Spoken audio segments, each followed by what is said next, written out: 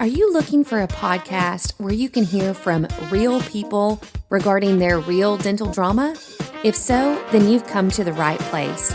Join hosts Bethany Petty and Dr. Rena Kuba as we dive into the solutions we've created and the mistakes we've made while managing dental drama. Let's get started. Hello, friends. So today we are going to continue. If you listen to our last episode, we talked about leadership and how we kind of laid a groundwork for a couple of different types of leadership styles, and how the impact of how different styles can evolve and lead to decision making in the office. But what started that conversation or that topic was when I asked you, what are we talking about? You had said that you keep getting these last week or two, it seems like more and more of your clients are asking for, I think you said, tips on leadership and just frustration with their teams. Nothing new to dental for sure. I mean, this is the whole managing dental drama. Yeah. Basics right here, where a lot of the drama where, are we getting what we want out of our teams?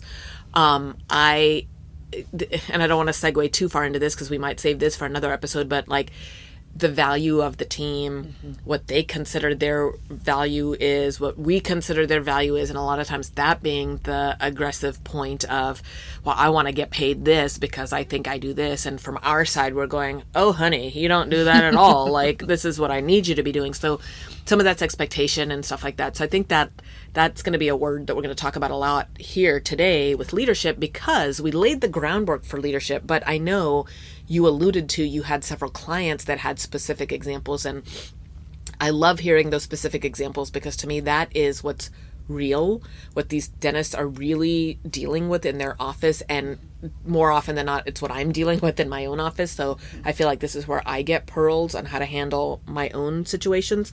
And I think that's what our listeners have alluded to that they like as well. So I think what I was hoping for in this one was to kind of continue the leadership topic, but I was hoping that you would maybe pick 3 of the clients that you've had and maybe walk us through what they approached you with and then what you advised them. And so can we try that? Let's start with that then. I think that will dive deep into areas that we might not actually talk about if we are just looking at the leadership model styles. I think by looking at specific examples, it's going to give us we're all about real life examples here. And I feel like that will get us a little bit deeper into the subject matter. So I'll start with one that I alluded to this in our last episode on leadership, but the dental field tends to attract a lot of melancholy personality types. And so when we look at our melancholies, they have they're super detailed, and they have very specific structures for how they do things. They have very high expectations of themselves. So this is the personality type that tends to be anxious because all these details are running in their head. And so this could apply to multiple clients of mine. I'm thinking of one in particular where he experienced constant, I would say chronic frustration with his team because he would approach each patient with this level of detail, and then he had expectations that he thought he was being clear with for his support staff, whether that was front or clinical. He thought this level of detail that he was bringing to his treatment planning, to his patient care, that they were also seeing the same thing. But when I began to get to know his team, what I realized is there was a lot of anxiety and fear that they had about performing they knew that there was a very high level of expectations, but they had grown to be afraid of making mistakes because when those mistakes would happen, there was frustration that would, erupt from the doctor, and they became worried that they weren't living up to these expectations. So it had become an environment where I think the expectations were clear. So we talked about clarity last time. I think the clarity was there. This is my expectations. But I think the expectations of performance were unfair. And so we talked a lot about personalities and how there are certain personality types. I think about my husband all the time. He is not a detailed person. So for me to expect him to approach a task with the level of detail that I would bring is unfair. If I get frustrated about that, then that is on me. That is not on him. He is not naturally disposed to that level of detail. The example that you gave in the last episode about your husband and the sandwich, he took that very literally. You said everything, and therefore I put everything on the sandwich. And again, to me, like you said, that came back to more your communication of it and not necessarily his perception Well, of it. I didn't say it was me. I'm still saying it's 50-50 at best. So in this particular example, I feel like the expectations were leading to frustration with my client. And once we started to talk about how everybody's wired differently, and we have to have some grace for the fact that they're not going to view, their mind literally isn't wired to view things as detailed as you are. And over time, will they learn some of that because you're teaching them and talking to them? Yes, absolutely. But are they ever going to approach it the same way you are? No. They are not. So if your expectation is they're always going to see those details, you're going to chronically be disappointed and you're going to grow in your frustration. And I think that was me for years. Yeah. For years, because you may as well be talking about me right now. Yeah. And it does take a level of personal awareness to go, my expectations are unfair. And even if that doesn't sound right saying it, you're like, no, like you said, I hired you to do a job. Do the job. Just do what I say. I had a client that was so frustrated. He was like, why won't they just do what I say? That is harder than it seems. It is so much harder than it seems, because either one, we're not communicating clearly, or we're communicating very clearly, but then our expectation is unfair. That we can't expect a level of perfection from them all of the time. And so in that particular case, I think it is on the responsibility of the leader to gain perspective and to start to develop an appreciation for the team. What is their strength? No, they're not super detailed. We've had so many conversations about this with your assistants in particular, because they are all wired. Now we've kind of diversified a little bit, but they're all wired a certain way, and it is not the way that you're wired. You're wired very differently than each of those three. And so there's one in particular right now that you're just personally, it's like, I don't like her very much. And that's okay. You can still lead a person that you don't like. It's just we have to fight harder to see what are the positives that they bring. And yes, they frustrate the heck out of me 90% of the time, but what's the 10% that they bring? And as a leader, I've got to train my mind to focus on that 10% and appreciate that 10%. And then I need to continue to work on the 90% with them. I need to keep coaching and training on them. So what is your thought on that?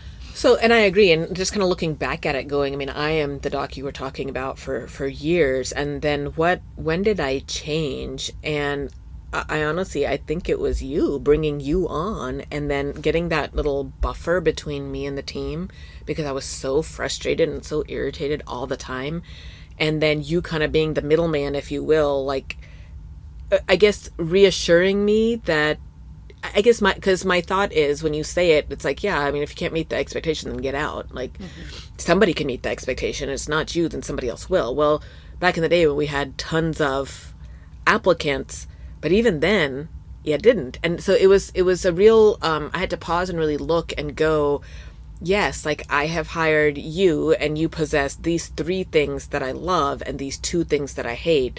But you know what? I'm going to see who else is out there, and then let that person go bring somebody else in. I have found nobody who can do all 5, right? So, like, people can still do the 3, but it's a different 2 that they can't do. So that's where I think we had to just kind of start looking at realistic expectations. But I think it's hard for us to sit and go, well, am I being played? Like, maybe they can. Am I settling when there are better people out there? As opposed to, no, they are great people, and I'm the one who is over expecting. So I think there's some, and that's hard to do when it's just you. Having an outside perspective or a buffer, like you're talking about, yes, is helpful. And so that was certainly helpful, because then I think you could come and tell me and go, no, you're kind of right about this one. There's really no redeeming quality, and like, they need to go. The expectation you're setting for them is realistic. They're just not meeting it. And that too, after you have talked with the person, tried to coach the person, That's and a all of key that. point, is that goes back to the communication part that we talked about last time. That is, are we internally just getting so irritated, but we don't have a good system of communicating or coaching that person into being better? So to me, again, this goes back to leadership. Always thinking about, what am I doing to positively impact that person's life? And yes, I want the benefit in the practice, but am I even working on things that I know are going to positively benefit them on the outside of my office? One of the words that I used with you when we were just kind of casually talking was transformational leadership. And it means that I want to see change. And I know that as a leader, I'm a big part of that change process. And so I'm constantly thinking about, how can I grow, develop this person, not only internally, but then there's this fulfillment when we see it impacting their life outside of the office. And so we've got to have the communication pieces built in to communicate. And that doesn't always have to be the doctor.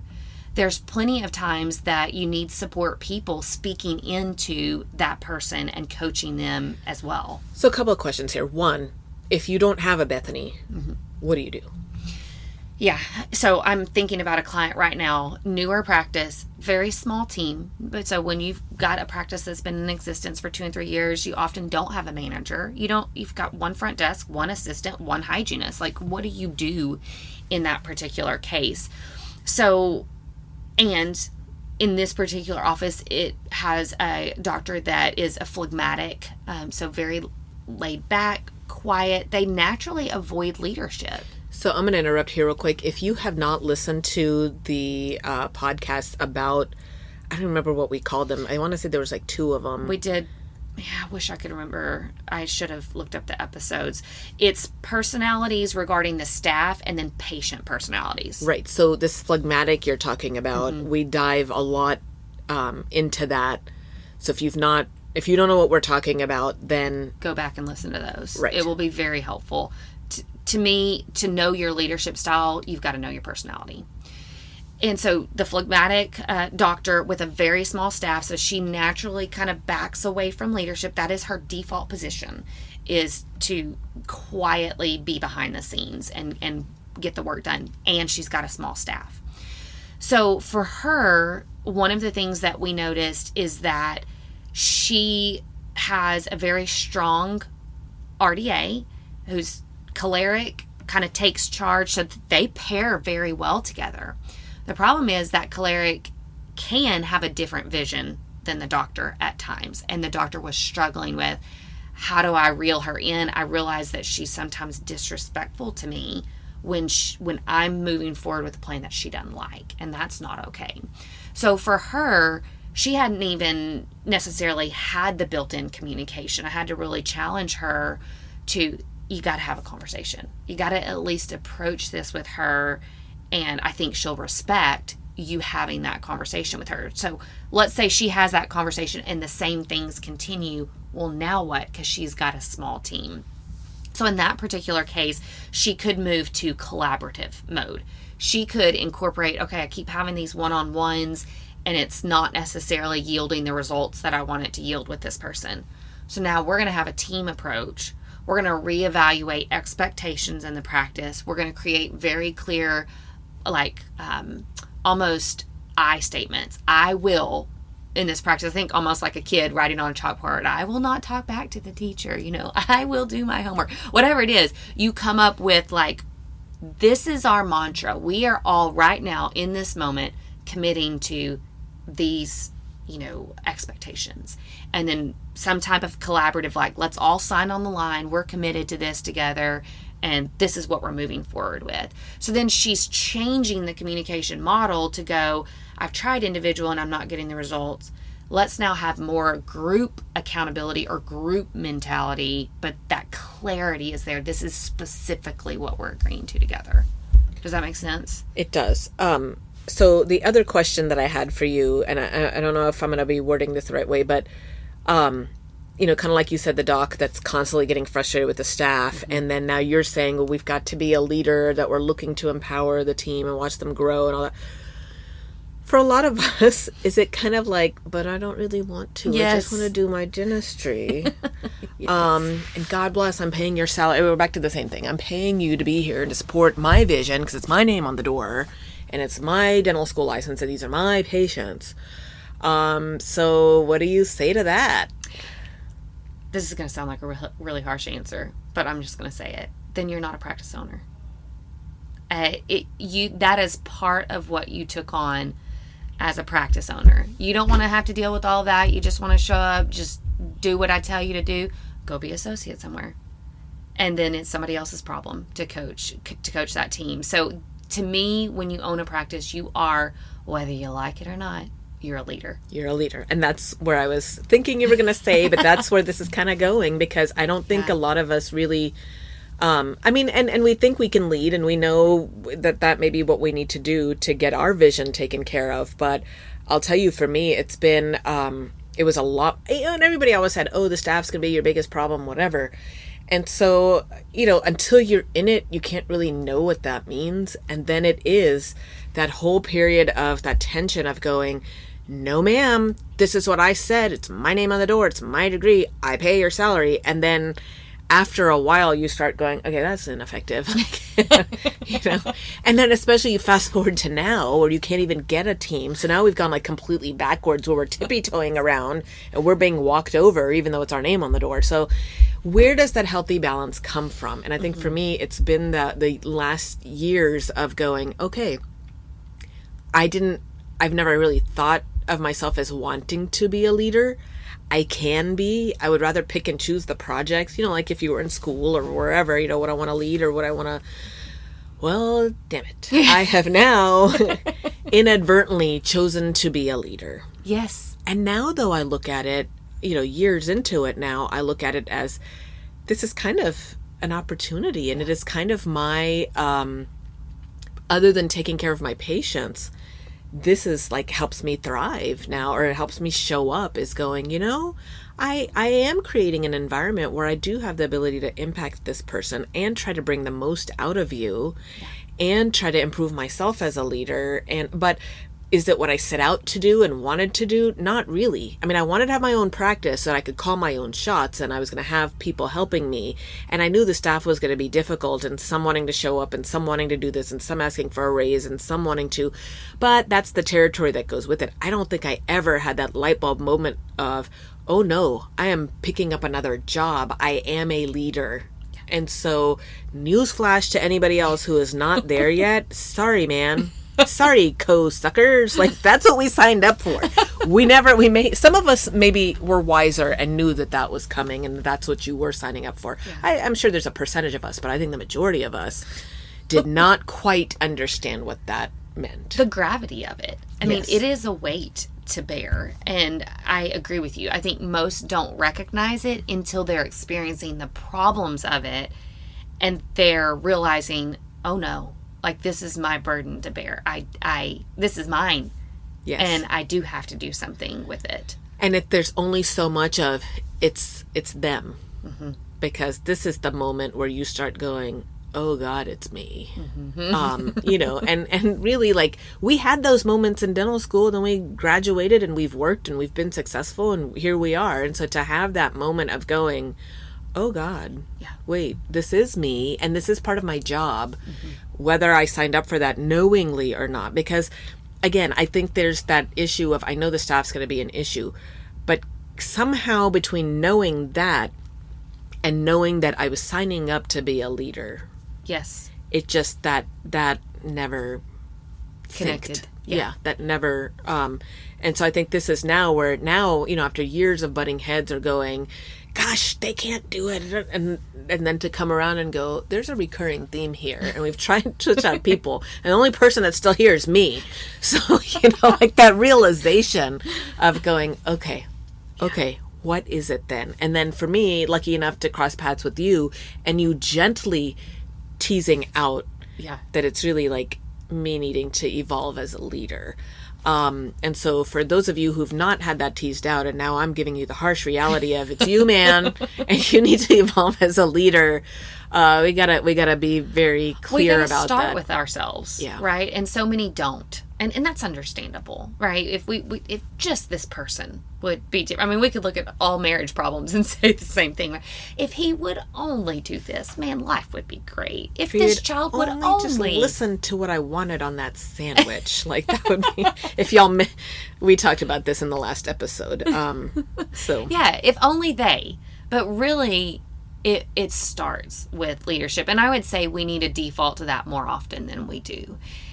And I would say, to add to your newsflash, if you're a practice owner, oftentimes even if you're an associate, you're a leader, whether or not you intended to be or not. So if you feel like you're just kind of moseying behind the scene, kind of out of that role, no, you have a leadership role in your practice. Practice owners, 100%. Oftentimes associate as well. You are leading. So now the question is, in what way are you leading? And are you taking that role seriously? Because let's say patient care is our main motivation, which it usually is for practice owners. I want to do dentistry in this certain way, and I want to have this certain type of practice. I want to leave this type of legacy with this practice. Let's say that's the main motivation. You got a team of people that are going to either help you achieve that or are going to keep you from achieving that. That is your boat. That's your lifeboat of how you're getting to your destination. Your team is it.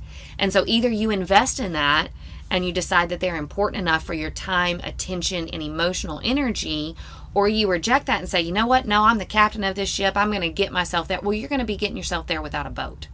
And that's incredibly hard to do. So you're dumb. Honestly, forget about hard. It's dumb. Don't swim across the ocean. Get a boat. Weirdo.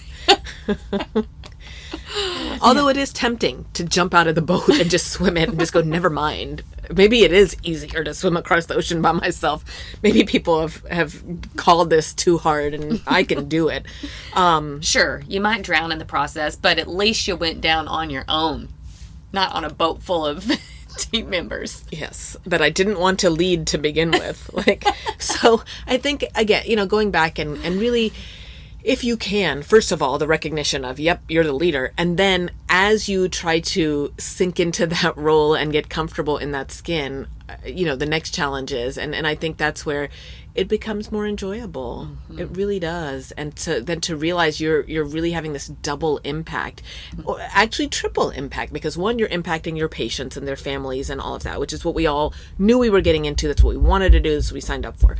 But now you also have the impact of saying, hey, I can make a positive difference in this team member's lives, and how can I help them grow and evolve? And then you're a happier person because of it. So then your own family reaps the benefit of a happier you, because now both of your goals are being met. Mm-hmm. In that you are steering, you are still in the ship. You've not nosedived off and potentially drowning. You're still there. You're going towards the goal that you initially set out to do. But then you have all this other, so turning it into it's not always fun and games and positive and joy at all. Right. But it is a fun challenge now. Like you mentioned, there's a team member that I have that, it's funny, we talk about, 90 days. If you make it to your 90 days, like I say that to every new hire, not everybody makes it to their 90 days. Good luck. Yeah. Hope we see you back at 91, right? And usually at the end of the 90 days, as we're trying to say, is this a person we want to keep on the team or not? And oftentimes we dissolve and part ways at, previous to 90 days. But leading up to the 90 days, I'm like, okay, we're almost there. Is this a person we really want to see on our team or not? And typically it's, as we're collaborating over it, I'm the one going, yes, I understand that they can't answer the phones right. And yes, they said they've done billing for 10 years, but they don't even know what a claim is. And yes, they say they're a RDA who's worked with kids, but they've never, done a sealant in their life. Like, you know what I mean? Like, so there's no competency, but they're such a nice person. They bring me joy. So should we go ahead and invite them on the team and give them longer to train and see if they can figure this out? Like, that's usually me.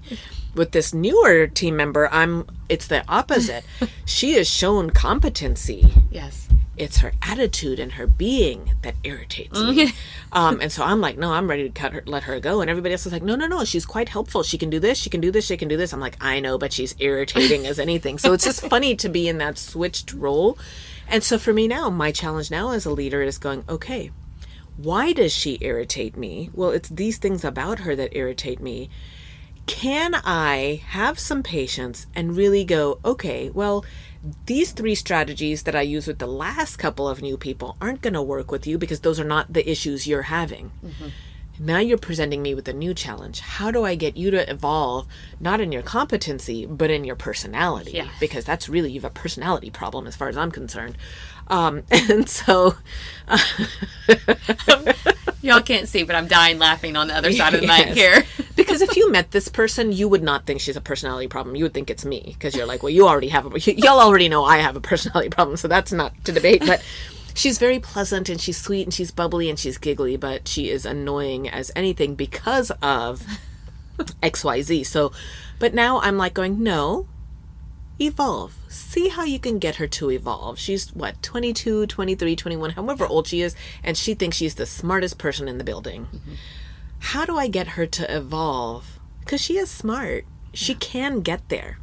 Why she thinks she already knows everything, that level of arrogance is this generation that I don't understand. And I apologize to anybody I offended with that comment, but I just, anyway. But how do I get her to see that there's so much more she can learn and be so much more effective if she would just quit getting in her own way and her own ego? So she's presented me with a different challenge. Yeah. And you've been a key factor in going, you cannot let her go. Like, help her evolve. The rest of the team needs her and is using her.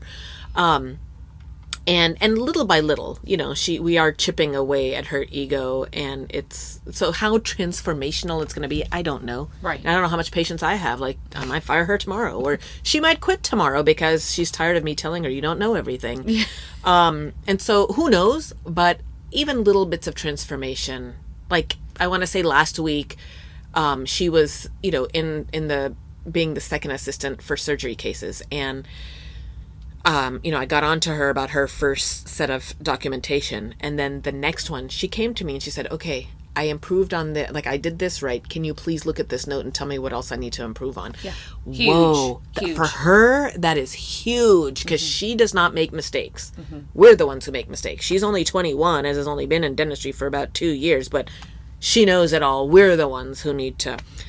Anywho, So I think for me, acknowledging, accepting, and now embracing my role as a leader has really helped. So anyway, I don't want to get too off course here. That was one example. That's a good point, though, that I want to just hit on with what you shared. If we're evaluating how we're doing as a lead based on the people that we like, we're getting half of a picture. We really do have the opportunity to grow as a leader when we've got somebody that irritates us, somebody that we don't like, somebody that doesn't immediately respond to our coaching. Those are the challenging ones. And I think if we have the perspective, there's absolutely the perspective of, they gotta go because I can't deal with them. Or allow yourself the opportunity to go, let me just take a minute. I am a leader.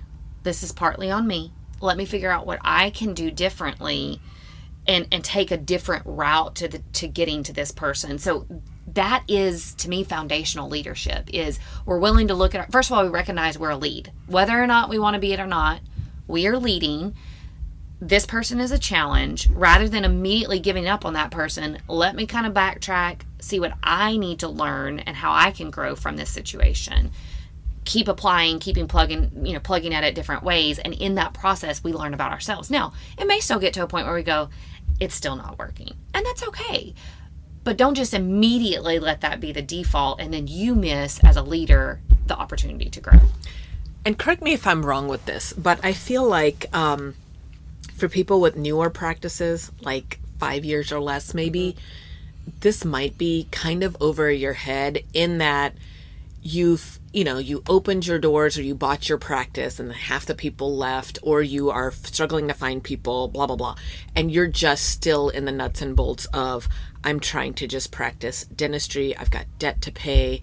I need somebody to show up. I need somebody to, because that was, again, I shared this a long time ago, but that was my initial mindset years ago where I was like, what does it matter what the personality is? Like, I need a body to do this. So, whatever your personality is, you're going to have to figure it out. I'm going to figure it out. So as you grow and evolve, that's where you're going, okay, if I'm here to stay, how am I improving my systems? How am I? So, for example, and I think we're going to get into this in another episode because it's funny.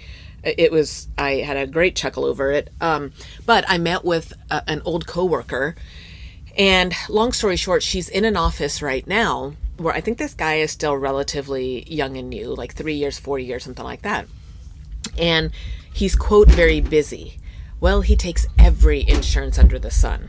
Right. He's a specialist that's taking HMOs. And so that is kind of odd. Yeah. That, so to me, I'm going, well, you're working really hard.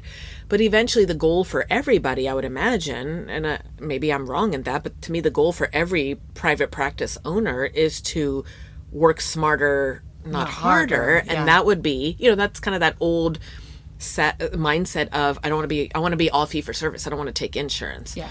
Now that, again, I think we talked about it at one episode a long time ago about that's kind of changed. Like, why would you turn away good dollars and good patients? So maybe taking some insurances that pay well. But certainly, I think taking all insurances under the sun, we've got a long way to go in our practice journey and growth. And we'll get there. And we're probably doing that for a time period of where we're paying off. Yeah, to get to a destination. But once you get to that destination, because right now, I know some of this guy's team members.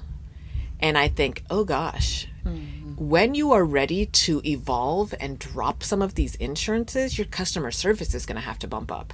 And your team will have to evolve with you. And your team, I've seen this team. Some of them worked for me. They don't work for me anymore for a reason. Yeah.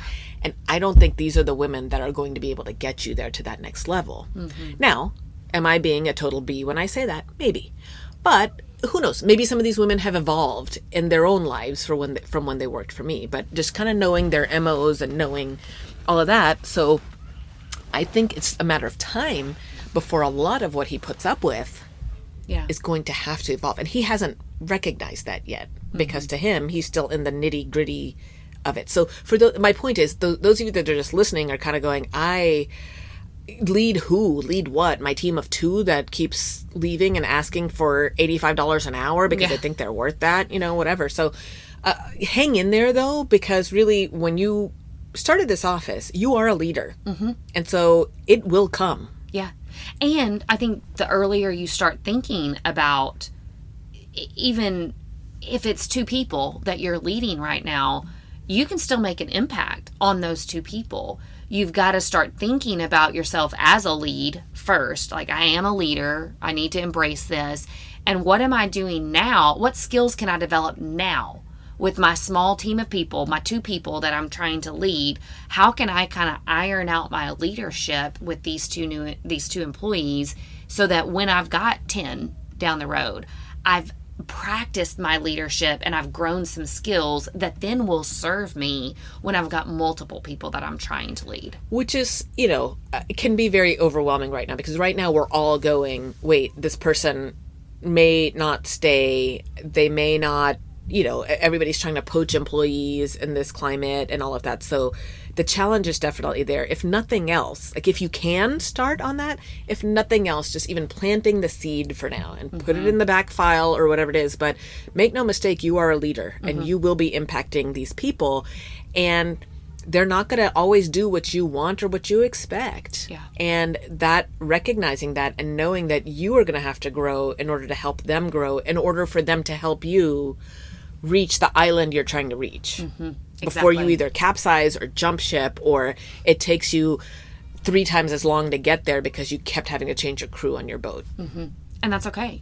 Again, as long as you are viewing yourself as the captain of the ship with crew members that are helping you propel to your destination, you can't just, first of all, sit back and let them flounder. on their own and figure out how to steer the ship without you. You are the one that knows. And if you don't know, you need to work together with the team to figure out how are we going to get to the destination. So you can't just sit back and not, quote unquote, not lead. Even if you're not leading, you're leading, or you're setting an example that your team is going to naturally follow. So you can't not lead. And you also can't get out there and bark every single order and then, man, that person steered the wrong way. You're off the ship. Get off. Get out of my ship. That's not going to work for you long term. It's definitely not going to work in this market. And you can't stand there steering the ship and not communicate. They've got to hear from you. They've got to know what your expectations are. Where are we even headed? Do they know where the ship is headed? Because if you haven't articulated that with them, they're confused. They need to hear from you. No, this is our destination. This is where we're going. And this is how we're going to get there. Now let's work together to get there. And you're going to have more of a, hey, let's decide together. What specifically are we going to do to get to this destination? I know the destination. So as the leader, I'm the one that established that. Now let's dialogue together. Let's collaborate. Let's work together on how we're going to get there. Referring back to our last episode, Dr. Marr's leadership is going to be like, hey, here's the plan. Here's each person's role in that plan. Now y'all kind of figure out your role. Get it figured out, and you rise to the challenge, and we're all going to work together, but it's going to be done in a slightly different way. We're not going to get together and to build the big picture plan together. I'm going to kind of line out my expectations, and then you go and achieve. And I'm going to step back and let you do that. I would say one area that I have some practice owners struggle in, and this will kind of be one of the examples that you asked for at the beginning, is the micromanagement aspect, which is my expectations are clear. So I've communicated, I've got clarity, but my version of communication is I'm going to talk with you about every task I've given you. We're going to critique every task. We're going to go back and say, oh, but see how this didn't fulfill my expectations. So you need to change that. That is stifling. If you want to raise people that are self-propelled and they hold themselves accountable, and again, big asterisk by that, not everybody is that personality type. So we need to temper some of our expectations. But if you want people who kind of think for themselves and propel themselves, give them the opportunity to do that. Lay your expectation out and then let them make some mistakes in the process, and you're not just surgically removing every single mistake painfully from them. Yes, there's room for communication and correction in that, but it's done in a way. We mentioned a word, I believe it was in our last episode, we talked about trust. There's got to be this feeling of trust that you're developing. They trust you as a lead, and you trust them to execute their role. Doesn't mean there won't be mistakes that are made, and they may very well get to a point where you don't trust them anymore, and then you've got to make a decision for the benefit of the team. But at least for a while, you need to show that you trust them. And when they break that trust or make a mistake, you're doing it in a way that says, I believe in you. I know you can do this. Let's work together on how you can solve this aspect of your job description. So micromanagement is another concern. So did you want to get more into a specific doc example, or? Yes. So I do have a particular office that the leader tends to manage in this way. So what she does is she lines out the expectations clearly, and the corrections occur, what I would say, in a chronic manner and in a, I won't say it's a dramatic manner. It's just more emotion than needs to be in a corrective way. So it's often done out of frustration. It's done in the moment, which in the moment isn't bad. I don't want to say that's a bad thing, unless it is a micro detail that we're managing in an overly dramatic way. And so what then happens is we can develop that feeling of I'm only getting corrected. I never hear anything that I'm doing right. I can't be successful in my position, and it can make employees a little bit jumpy in the moment, where they're feeling like I'm nervous to even take a step because I'm afraid it's going to be wrong and it's going to be, a big spotlight on it right now. You've heard horror stories in the past, and thankfully I don't have any clients like this, but they respond, I throw an instrument or I throw out a curse word because I'm so frustrated with you in this moment. And that is a similar tone in this practice, even though that's not what's happening. It can be stifling. I feel like that was me early on. Yeah. That was definitely me, where I would pick up on a detail that I'm like, but this does matter. Mm-hmm. And I don't understand why you can't understand that. And if you're not getting that, then what else are you not getting? Yes. And, snowball effect. Yeah. Yes. And so a lot of mistrust, probably a lot of people that didn't like me, that, employees that left for maybe I was too harsh. And so evolving from that, and I don't feel like I do that at all anymore. Not at all. And I think that if I could kind of summarize a change here that will need to happen with a lot of leaders, there has to be this shift, and I think this is exactly what happened with you, that there was this shift of, first of all, owning the leadership role. But in owning that leadership role, you shifted to where you viewed these people as an asset. And as an asset, I'm going to take care of them. I'm going to invest in them. I think you have this tone on your team. Every team member knows that you care. You care about them. You want what's best for them. You are advocating for them. Personally, just who they are. You want the best for them. You're proud of them in moments where they really shine, and you're quick to say that. So they feel like you're an advocate for them.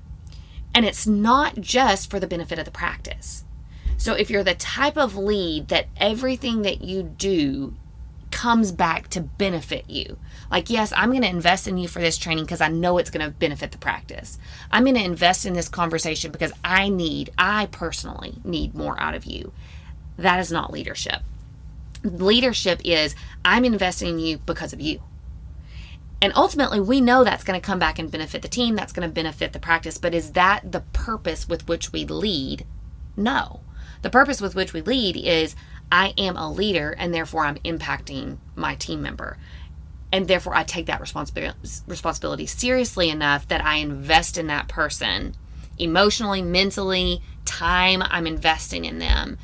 But I can't be immediately frustrated if I don't see that immediately impacting my practice. So I have evolved to that point. Mm-hmm. This is not me throughout my 11-ish years as a private practice owner. So I think for the people that are going, but I don't want to be that invested in on an emotional level and on and on all of this, especially now where people are getting poached and all of that. So what do you say to those people?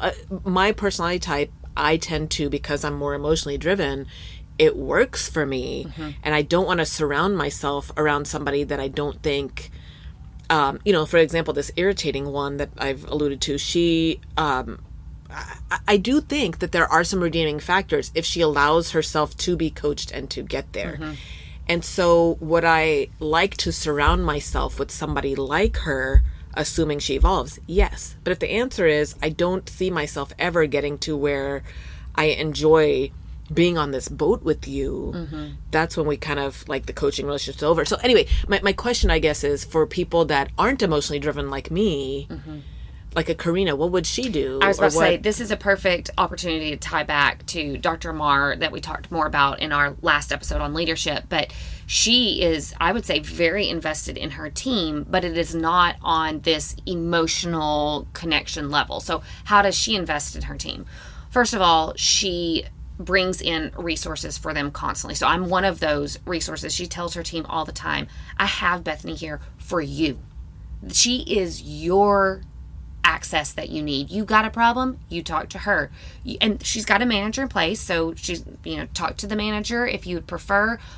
We want you to have the resources we need. But then she also equips them with specific opportunities to talk about the practice, the role, how we're doing things. So we do those in a lot of staff meeting sessions, training sessions. So she invests time in them from that angle, but then also she shows appreciation to them throughout the year in a variety of ways. She's constantly got, I would say about every quarter, some type of fun event where she's giving back to them. And then there's kind of the touchy-feely side of that, but then the practical side of it is, in addition to all of these just resources to the whole team, she's got consistent meetings, salary reviews, performance reviews. When she needs to coach somebody specifically on something, she's pulling them aside, having a separate coaching session. So I would say hers, in a way, is more transactional in nature. There's lots of transactions that take place, but I would say her team feels very invested in and cared about by her. But is it done in a way where there's a lot of emotion involved? No. So I think it can still be done in a way that is somewhat emotionally disconnected, but I would very much say that Dr. Marr cares about every team member. It's just she's carrying that out in a different way than you do. And neither one of them are bad or wrong. They're good. So for the practice owner that's listening now going, man, this is a lot, what do you advise? I would say start with first of all, recognizing that you're a leader if you haven't thought about that before, and then developing goals. What type of leader do you want to be? Because there's a million different ways you can impact your team. Well, something you mentioned, and I don't know if you mentioned this before we started recording or in this, but knowing yourself. Yeah. So if you don't know your own personality, and then being ready to acknowledge that there are other personalities, and then trying to figure out how to mesh well with all of those. Yeah. I would also recommend, one of my favorite leader books is called Leader Shift. And it talks about this shift of mindset. We historically kind of view this leader as this powerful, take charge, exuberant personality that just, leads out the battle.